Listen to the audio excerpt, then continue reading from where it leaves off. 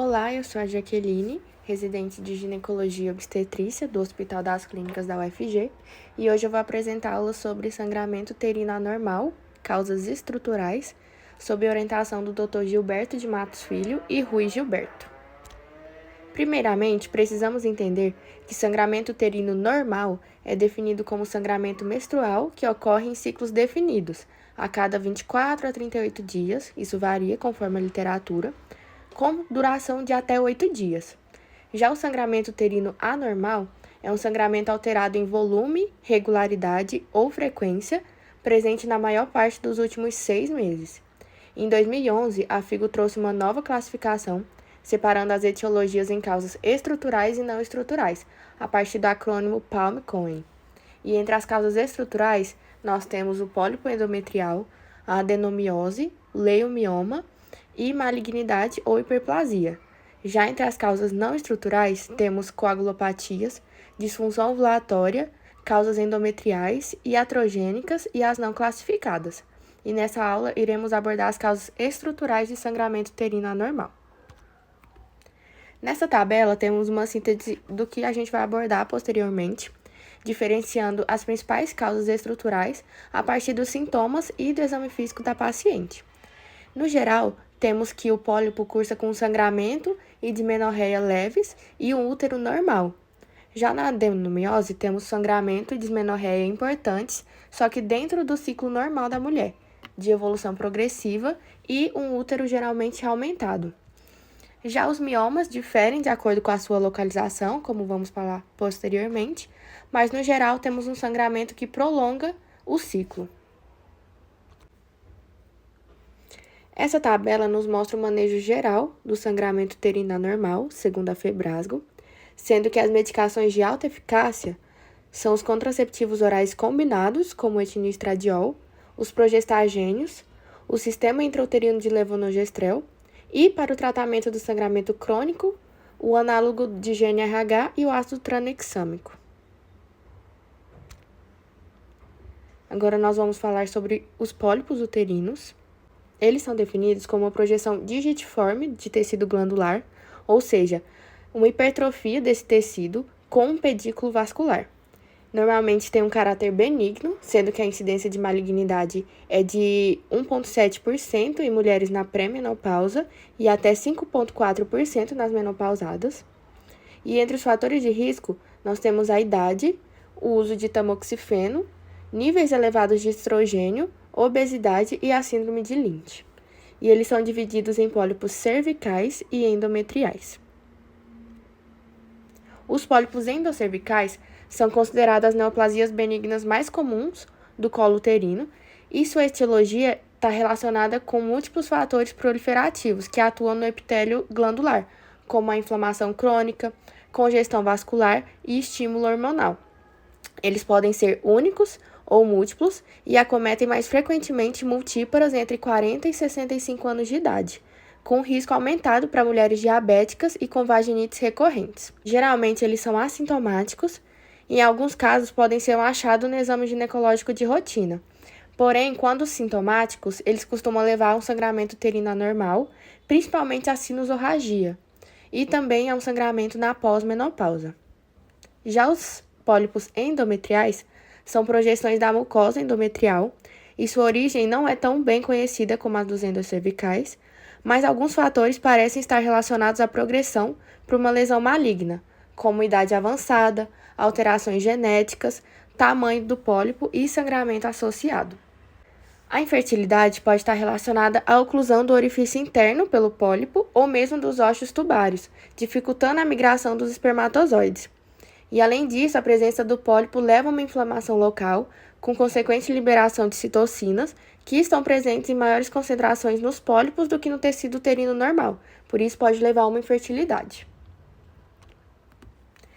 Muitas vezes é possível o diagnóstico do pólipo cervical por meio de exame especular, quando o pólipo se exterioriza pelo orifício externo do colo, e pode-se avaliar a superfície dele, em alguns casos, sua extensão, se há um sangramento ativo ou se tem ulcerações. Mas, em alguns casos, é sugerido a ultrassonografia transvaginal, como achado de dilatação e irregularidade no trajeto do canal.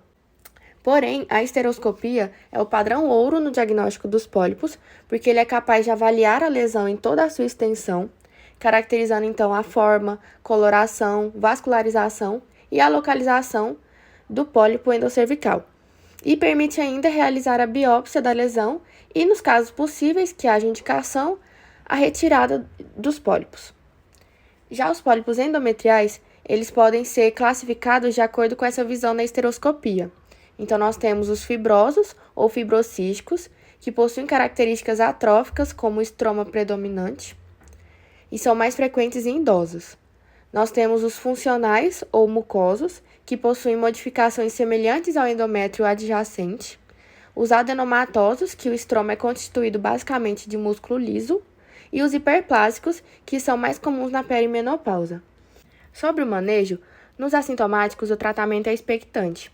Já os pólipos sintomáticos ou volumosos, mais de 1,5 cm, múltiplos ou que têm fatores de risco para malignidade ou infertilidade, eles devem ser removidos cirurgicamente. Os pólipos ectocervicais e os endocervicais que se identifica a sua base podem ser retirados na consulta ginecológica, utilizando uma pinça para prender a maior parte do corpo do pólipo, seguido de uma rotação em seu próprio eixo, até a liberação de toda a lesão. Porém, há risco da permanência da base da lesão. Por isso, a melhor conduta é a remoção por esteroscopia. Ela permite a visão detalhada da lesão, permite a retirada completa, diminuindo o risco de recidiva e de sangramento local. Agora nós iremos falar sobre os miomas. Então, o leiomioma uterino é um tumor benigno formado por fibras musculares lisas, entrelaçadas por tecido conectivo.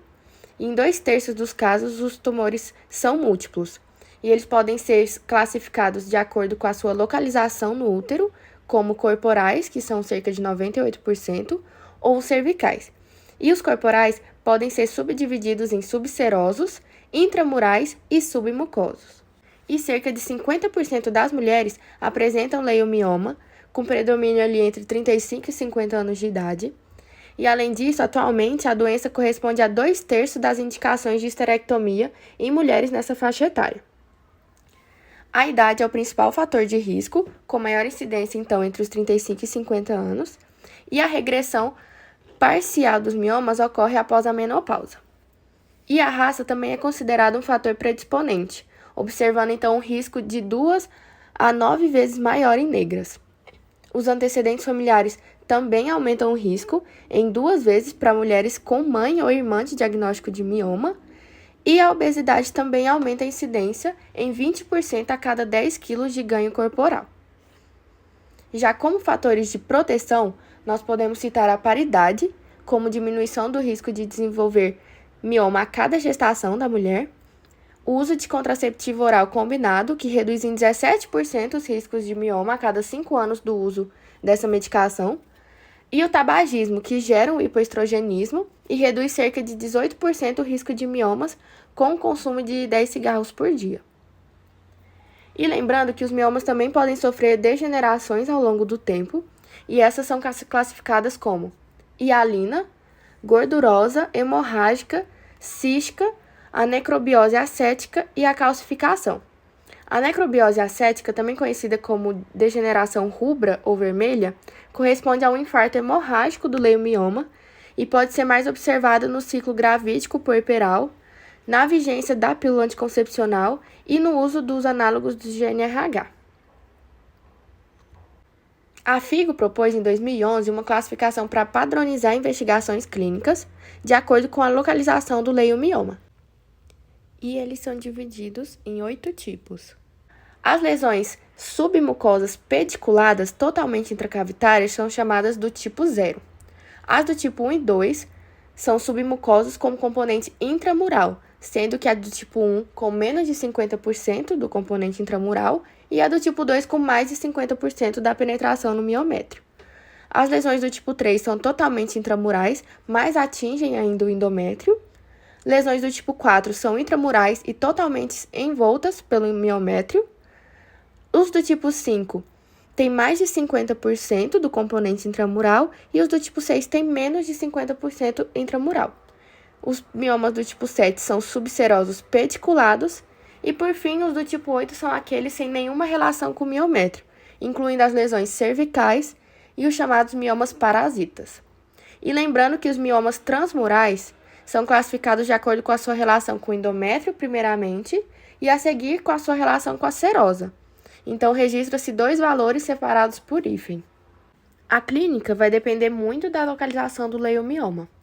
Porém, aproximadamente metade das pacientes são assintomáticas e, nesses casos, os leiomiomas são apenas um achado no exame ginecológico ou no ultrassom. Porém, quando são sintomáticos, os miomas podem trazer impacto importante na qualidade de vida. Então, as queixas mais frequentes são sangramento uterino anormal, dismenorreia secundária, sintomas compressivos gerados pelo aumento do útero, uma dor pélvica acíclica, dispareunia, sintomas urinários, gastrointestinais e uma infertilidade também. Os miomas submucosos, em sua maioria, são responsáveis por quadros de sangramento uterino irregular, que antigamente nós chamávamos de metrorragia. Então, as erosões na superfície do nódulo, em decorrência do atrito com a parede endometrial, levam à sua isquemia e o sangramento.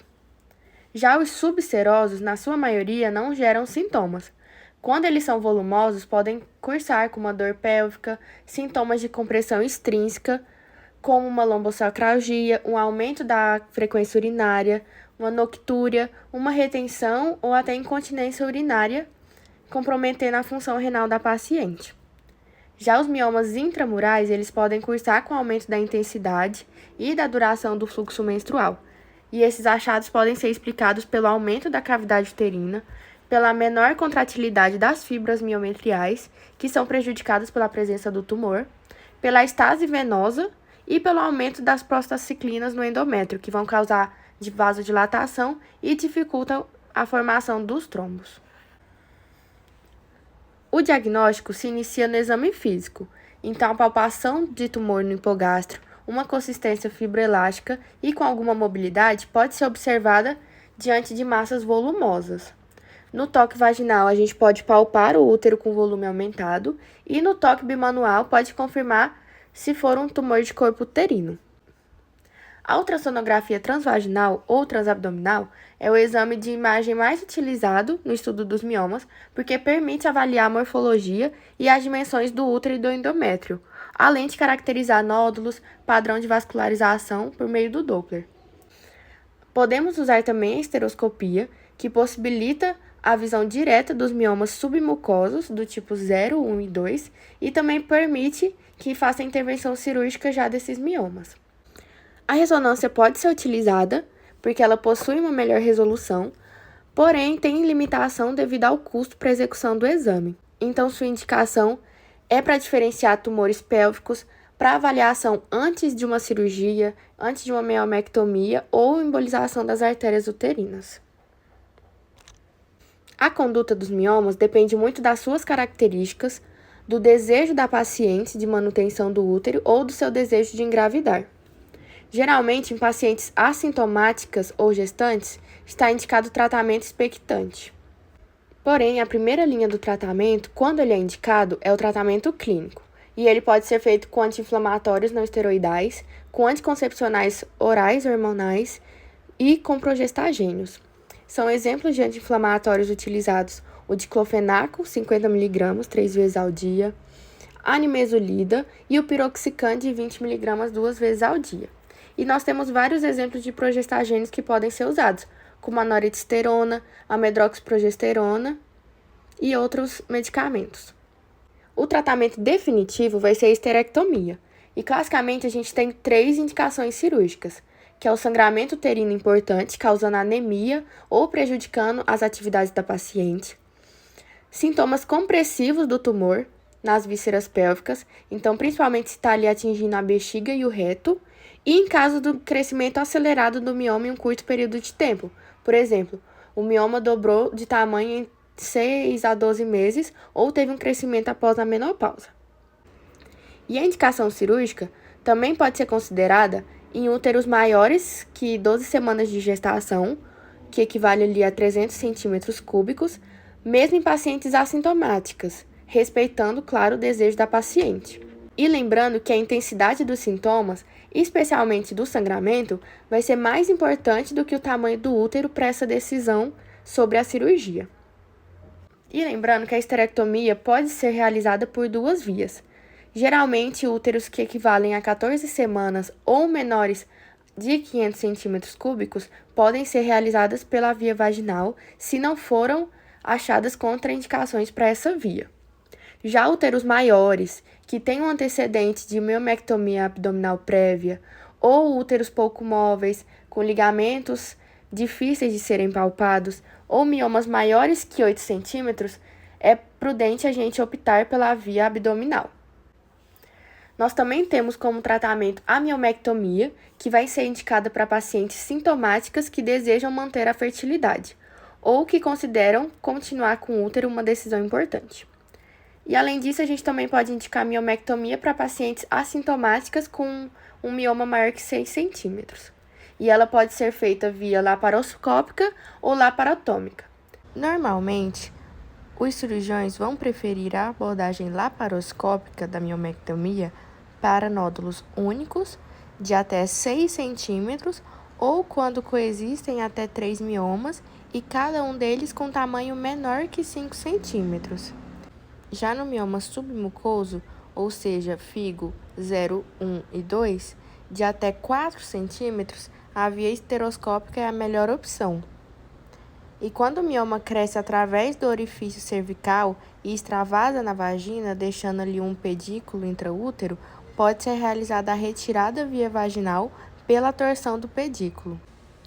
O nosso manual da UFG traz que o uso do agonista do GNRH pode dificultar a dissecção dos miomas, tem um custo elevado, porém pode ser indicado em algumas situações, como quando se quer reduzir o mioma para possibilitar uma cirurgia por esteroscopia ou esterectomia vaginal e na presença de trombose venosa profunda aguda até passar esse episódio agudo, retardando então a cirurgia para uma época mais segura.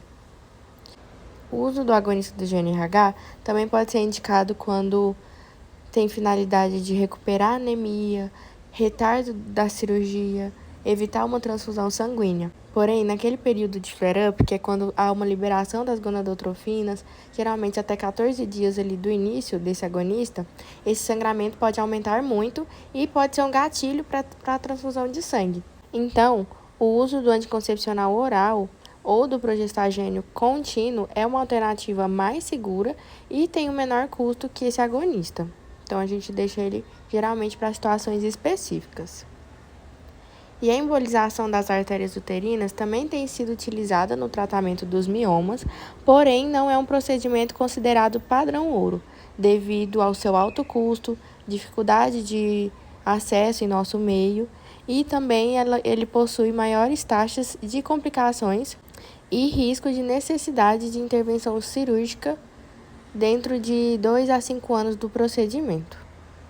Agora falando sobre a adenomiose, ela vai ser uma invasão benigna do endométrio no miométrio, além de 2,5 milímetros de profundidade, com presença de glândulas e estromas endometriais circundado por uma hiperplasia das células do miométrio. Ela se caracteriza por pequenos lagos de endométrio espalhados na intimidade do miométrio ou um nódulo circunscrito na parede do miométrio, chamado adenomioma. E essa invaginação do endométrio para a musculatura uterina leva a um aumento do volume uterino e muitas vezes a sintomas como sangramento uterino anormal, dor pélvica e infertilidade. E ela também pode ser dividida de acordo com o seu grau de penetração, sendo que a superficial é até 40% de penetração, o intermediário é de 40% a 80% e profundo quando já atingiu mais de 80% de profundidade. Lembrando que o pico é de 40 a 50 anos e entre os fatores de risco nós temos menarca precoce, ciclos menstruais curtos, uso de contraceptivos hormonais ou uso de tamoxifeno, um índice de massa corporal elevado, multiparidade e uma história de abortamento ou de cirurgias uterinas prévias. E existem várias teorias sobre como se inicia o desenvolvimento dessa doença, porém são 4 principais. Uma é a invasão direta do miométrio pelo endométrio, a outra é a participação de resquícios embrionários de remanescentes millerianos pluripotentes que vão atingir aquela camada. Temos também a invaginação da camada basal no sistema linfático do miométrio e também a participação de células-tronco oriundas da medula óssea. Além disso, temos também fatores locais, como o hiperestrogenismo, alterações mecânicas da peristalse do útero, que podem facilitar o desenvolvimento da adenomiose. O diagnóstico envolve a clínica, sendo que os principais sintomas são sangramento genital, dismenorreia, uma dor pélvica crônica, em 30% um aumento do volume uterino, infertilidade em cerca de 10% das pacientes e até 30% delas podem ser assintomáticas. O diagnóstico de imagem envolve principalmente o ultrassom e a ressonância. Esses são os exames de imagem indicados para o diagnóstico complementar, sendo que o ultrassom é o exame de primeira linha. O ultrassom identifica características específicas que vão nos falar a favor da adenomiose. São elas uma diminuição ou indefinição da espessura da zona juncional, o ponto de corte é de 12 milímetros, então se tiver diminuído ou indefinido essa zona, uma área miometrial heterogênea, áreas difusas ou focais de hipoecogenicidade, um útero assimétrico globular, espaços císticos irregulares e estriações lineares miometriais. Na ressonância, a gente pode ver uma proliferação descoordenada das células da zona juncional. Então, isso é um sinal de hipertrofia muscular ali da adenomiose, e isso pode causar um espessamento focal ou difuso dessa zona juncional. Então, uma espessura dessa zona superior a 12 milímetros é considerada um diagnóstico de adenomiose.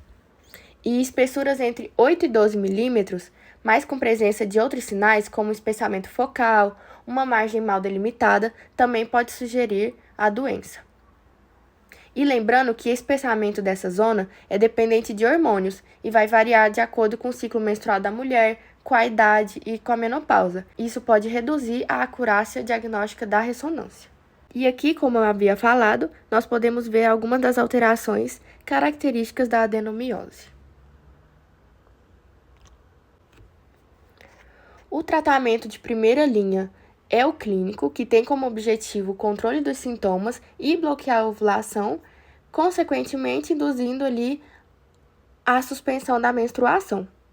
E entre as opções terapêuticas nós temos também os anti-inflamatórios não esteroidais, anticoncepcionais hormonais, os progestagênios, os análogos do GnRH e o sistema intrauterino de levonorgestrel. Porém, o tratamento clínico muitas vezes pode ser frustrante, com controle parcial e fugaz do sangramento da dismenorreia, e nesses casos o tratamento cirúrgico é indicado.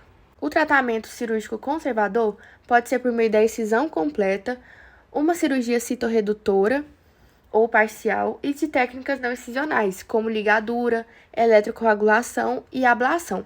A ablação ou a ressecção por esteroscopia estão indicadas nos casos de falha de tratamento com os métodos anteriores em mulheres que não desejam mais gestar, com útero de no máximo 160 centímetros cúbicos e uma esterometria de até 12 centímetros. Já as cirurgias de citorredução são reservadas para pacientes com lesões que têm uma margem mais definida e que desejam engravidar.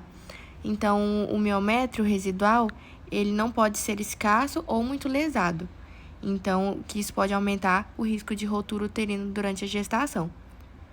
E para diminuir o sangramento transoperatório, pode-se usar o danazol ou o análogo do GnRH pré-operatório, além de ligadura de vasos uterinos na porção ali mais alta do útero e o uso de vasoconstritores para ajudar nessa hemostasia. E a gente também pode fazer uso da embolização das artérias uterinas, mas a sua taxa de sucesso chega a no máximo 50%. Porém, a esterectomia é considerado o tratamento definitivo da adenomiose, e ela está bem indicada em mulheres que têm uma prole concluída, geralmente após os 40 anos, com sintomas intensos de sangramento uterino anormal ou dismenorreia, que não responderam a essa terapêutica clínica, seja ela hormonal ou intervenções de menor invasão. Por fim, o artigo que eu trouxe para debatermos se chama O Manejo Moderno do Sangramento Uterino Anormal relacionado a miomas uterinos, publicado em 2024 na Elsevier pela Sociedade Americana de Medicina Reprodutiva.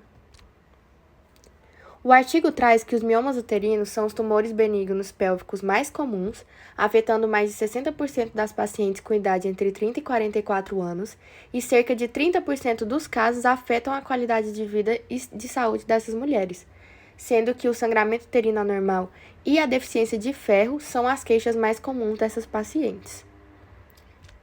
E uma das premissas do artigo é que por décadas o tratamento definitivo guiou-se pelo bisturi, mas hoje a preservação uterina e a restauração da qualidade de vida da paciente redefiniram o tratamento padrão ouro. E o artigo traz que os atuais tratamentos médicos usados para o sangramento uterino anormal incluem os agentes sintomáticos, como os anti-inflamatórios não esteroidais e o ácido tranexâmico, que a gente havia falado anteriormente, e terapias hormonais, que incluem os contraceptivos orais combinados, os agonistas e os antagonistas do hormônio liberador de gonadotrofina, os sistemas intrauterinos, moduladores seletivos dos receptores de progesterona e os inibidores da aromatase. No entanto, poucos medicamentos são aprovados especificamente para o tratamento do sangramento uterino anormal, e a maioria deles controla apenas os sintomas. Já as opções cirúrgicas incluem o tratamento de preservação da fertilidade, como a miomectomia, e opções não conservadoras, como a esterectomia. Intervenções radiológicas também estão disponíveis atualmente, como a embolização da artéria uterina, o ultrassom focado de alta intensidade ou guiado por ressonância magnética e a ablação por radiofrequência. Além disso, um ponto bem reiterado no artigo é o manejo da deficiência de ferro e da anemia, como consequência do sangramento agudo e do sangramento crônico, e ele deve ser sempre levado em consideração com o uso da terapia de reposição do ferro, durante, o quanto antes e depois do procedimento cirúrgico. Então, falando um pouco mais do tratamento atual, entre os agentes sintomáticos nós temos os AINES, que atuam inibindo a ciclooxigenase e reduz a síntese de prostaglandinas no endométrio, diminuindo o sangramento menstrual e a dismenorreia. Porém, embora os AINES sejam eficazes, eles são menos do que o ácido tranexâmico, que inibe a fibrinólise e bloqueia reversivelmente o plasminogênio.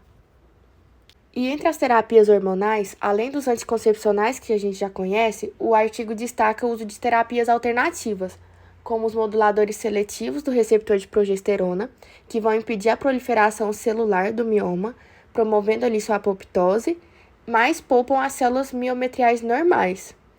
E, além disso, eles também vão suprimir a neovascularização dessas células. E o exemplo é o acetato de ulipristal. Eles citam também os inibidores da aromatase, que vão exercer sua ação bloqueando a síntese de estrogênio, principalmente através da inibição ou da inativação da aromatase, que é uma enzima do citocromo P450. E essa enzima ela é responsável por catalisar a síntese de estrogênios a partir dos andrógenos. O artigo traz também os agonistas do GNRH, que já conhecemos, que a sua administração contínua vai levar a uma regulação negativa dos receptores de GNRH, reduzindo então o FSH e o LH, e posteriormente os níveis de esteroides gonadais. E isso vai resultar no estado de hipoestrogenismo. E por fim, o artigo traz também os antagonistas do GNRH, que se ligam competitivamente aos receptores do GNRH, causando uma supressão imediata da liberação desse hormônio. E eles então induzem rapidamente um estado reversível da menopausa. E hoje eles estão disponíveis com formulações orais que não induzem aquele surto inicial de estradiol, o que é o chamado flare-up, como o Elagolix, Relugolix e Linzagolix. Eles mostraram um excelente controle do sangramento uterino anormal relacionado a miomas. O tratamento cirúrgico continua sendo a opção terapêutica mais utilizada em todo o mundo por sintomas relacionados a esse sangramento, e as abordagens disponíveis são as conservadoras e as não conservadoras, dependendo então do número, do local anatômico e do tamanho desses miomas. O tratamento cirúrgico continua sendo a opção terapêutica mais utilizada em todo o mundo para os sintomas relacionados a esse sangramento uterino anormal, sendo que a rota minimamente invasiva vai ser recomendada sempre que possível. E atualmente, para as pacientes que não desejam tratamento cirúrgico definitivo, nós temos opções radiológicas intervencionistas, como a embolização da artéria uterina, um ultrassom focado de alta intensidade e a ablação por radiofrequência. E como eu havia falado, um grande ponto de destaque no artigo é o manejo integral do ferro, porque ele é um otimizador crítico de preparo pré-operatório e da recuperação pós-operatória. Por isso que a reposição do ferro deve ser integrada desde o dia 1 do diagnóstico, independente da terapia-alvo, porque ele é pilar primário do tratamento. Portanto, o artigo conclui que o manejo moderno do sangramento uterino anormal requer uma abordagem individualizada, com base no perfil clínico da paciente, das características do mioma, da preferência e dos desejos reprodutivos dessa paciente. Idealmente, o objetivo final do tratamento deve ser aliviar os sintomas enquanto se preserva o útero. E um processo de tomada de decisão compartilhado deve ser a base dessa seleção do tratamento, considerando os objetivos de curto e longo prazo, prezados pela paciente. Essas são as minhas referências e muito obrigada.